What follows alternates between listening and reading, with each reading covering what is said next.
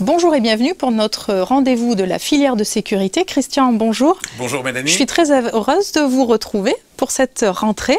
Nous avons donc le plaisir d'accueillir notre premier invité de ce mois de septembre, Jean-Claude Schmitt. Merci d'avoir répondu à notre invitation.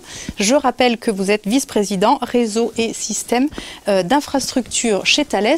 Alors évidemment, tout le monde l'a compris, on va parler de la thématique des télécommunications sécurisées. C'est effectivement un sujet d'actualité. En cette rentrée, les deux démonstrateurs sont présentés à la fois par Thales et puis le second qui est porté donc par Airbus Defence and Space. Je rappelle peut-être simplement en deux mots alors non pas la genèse peut-être, mais simplement qu'aujourd'hui effectivement on parle de démonstrateurs LTE 4G.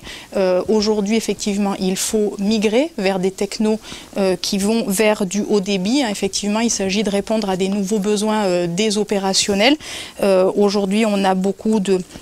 On fait essentiellement de la voix, un petit peu de messaging, mais effectivement, il y a besoin aujourd'hui d'échanger à la fois sur les hommes du terrain, mais aussi avec les salles de commandement des données, de la vidéo. Et donc ça, effectivement, ça demande des technologies qui soient effectivement un petit peu plus développées. Thales présente donc son projet qui s'appelle FED for PMR. Est-ce que vous pouvez nous en dire un petit peu plus sur ce que vous avez présenté? Quelles sont les caractéristiques de ce démonstrateur? Bonjour Mélanie, bonjour Christian. Alors effectivement, ce nom FED for PMR peut apparaître un petit peu bizarre et il faut commencer par le mot fédération, FED de fédération, et c'est avant tout un concept de fédération entre Thales, des industriels, un opérateur et une université. Donc ce mot de fédération est extrêmement important et nous avons choisi de créer le laboratoire de la 4G professionnelle Mission Critical de demain. Cet aspect laboratoire est particulièrement important puisque nous allons proposer aux usagers, aux futurs professionnels, d'aller dans ce laboratoire tester les nouveaux usages de ce type de technologie. Donc nous tenons vraiment à avoir cette fédération pour créer ce laboratoire. FED for PMR est financé partiellement par la Banque publique d'investissement. Donc c'est un programme d'investissement d'avenir dans lequel nous investissons beaucoup. Il avance, une première version sera réalisée dès la fin de l'année et les opérationnels pourront très très rapidement venir réellement utiliser ces futures technologies. Alors, ces technos, on voit bien qu'elles apportent une plus-value importante en termes de haut débit, mais finalement, je dirais que c'est presque déjà dans le grand public, la 4G, voire le LTE, en tout cas dans certains pays. Qu'est-ce qui vous manque pour passer de ce LTE grand public à quelque chose de professionnel? Quel est je dirais, le fondement de la démarche technologique entre ce qui est grand public et ce qui sera, je dirais, professionnel, mission critical, comme vous le disiez? Oui, c'est vrai que c'est une question vraiment importante. La 4G, on l'a tous entre nos mains, on l'utilise beaucoup. Il y a beaucoup de services, tous les jours des nouveaux services. Et finalement, pourquoi aujourd'hui, elle n'est pas déjà dans les forces alors qu'elle est réellement attendue? Je pense qu'il y a trois facteurs importants. Il y a un facteur technique, un facteur économique et un facteur, je dirais, opérationnel. Commençons par le facteur technique. Effectivement, il y a une très grande différence finalement entre les services proposés par le grand public et les services nécessaires pour ces missions opérationnelles.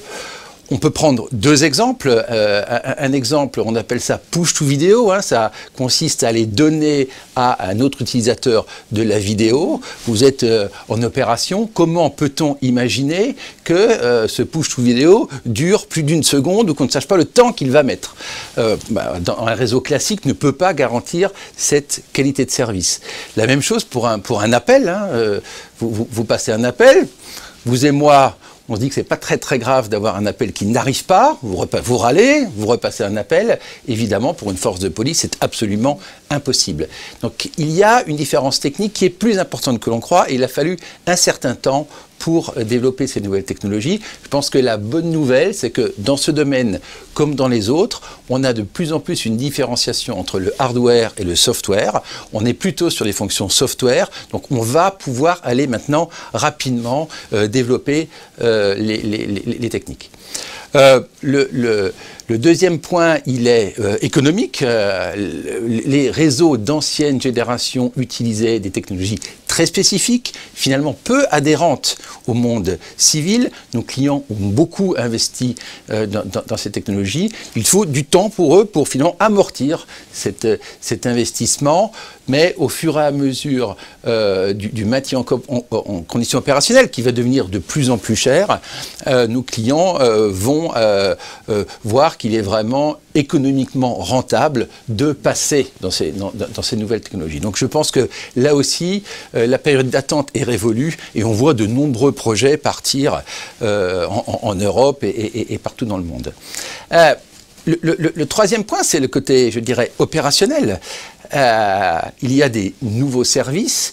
Il faut bien calibrer ces services par rapport au réel usage par exemple des forces de police. C'est la raison pour laquelle Fed4PMR est un laboratoire, et ce laboratoire va permettre réellement d'essayer ces nouvelles technologies. Donc Fed4PMR finalement répond à ces trois caractéristiques, puisque du point de vue technique, cela permet d'accélérer le développement des logiciels et de la technologie. Du point de vue économique, notre approche est fondée sur une fédération des réseaux qui est bien plus économique en termes d'approche. Utiliser les réseaux de chacun, par exemple le réseau d'un OIV, celui d'un ministère de l'Intérieur, le réseau d'un opérateur, et d'interconnecter l'ensemble de ces réseaux. C'est donc une approche économique, et je l'ai dit, d'un point de vue usage, ce laboratoire va permettre d'essayer réellement les technologies pour arriver à un usage réellement opérationnel. Alors, on a deux démonstrateurs actuellement qui vont, je dirais, concourir jusqu'à, si j'ai bien compris, la fin de 2017, peut-être début 2018. Quelles sont les deux approches, je dirais, en quoi ces deux approches sont-elles différentes? C'est-à-dire la vôtre notamment. Je ne demanderai pas de commenter celle d'Airbus, mais la vôtre par rapport à celle d'Airbus. Notre approche est réellement fondée sur, je dis, la notion de fédération.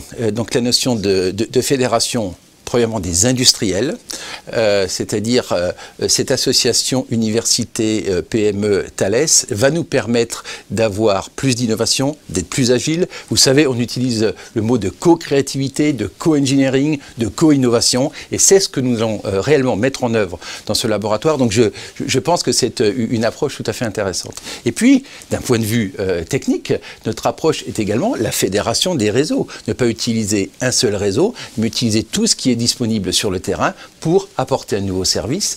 L'approche technologique est donc de garantir le bout en bout, de pouvoir passer d'un réseau à un autre. Donc c'est sur ces sujets sur lesquels nous travaillons. Et ça va vous permettre également peut-être un meilleur positionnement à l'exportation ? Oui, en effet, si la BPI finance, c'est également pour avoir un meilleur accès au marché export.